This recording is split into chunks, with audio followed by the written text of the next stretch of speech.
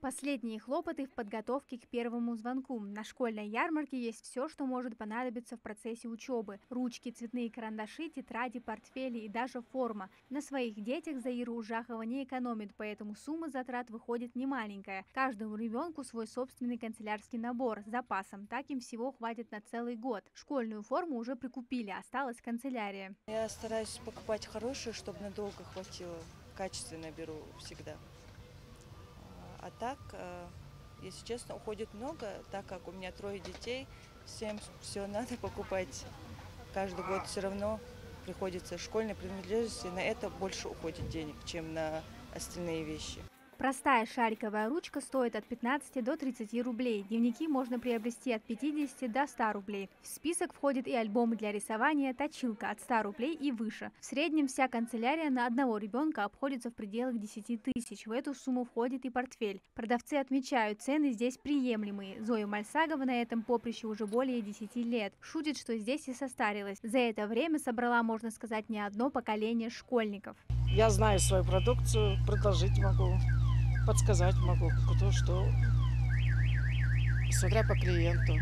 Даже бывает, клиент подходит, там скажет, книжных обложек, там ассортимент 3-4 вида книжных обложек, 10 таких на 1 класс. Да не надо вам столько, зачем вам?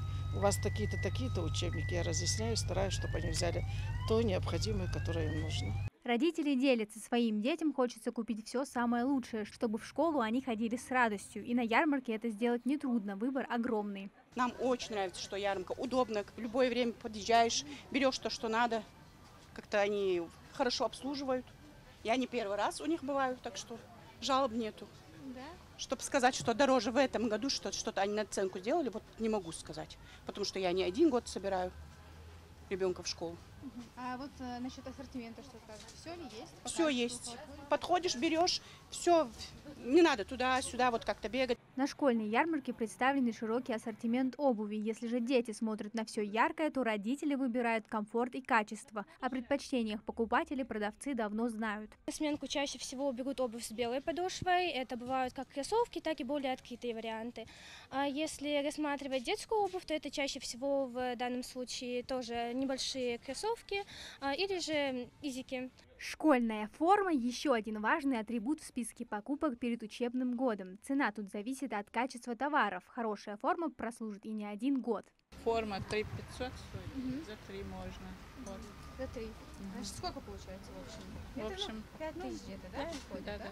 На то, чтобы собрать одного ребенка в школу, у родителей уходит от 15 до 20 тысяч рублей. Родители в последний день перед стартом учебного года волнуют ничего не забыть. В глазах детей же предвкушение новых впечатлений и встреч с друзьями. Амина Зязикова, Султан Магушков, Магаз 24.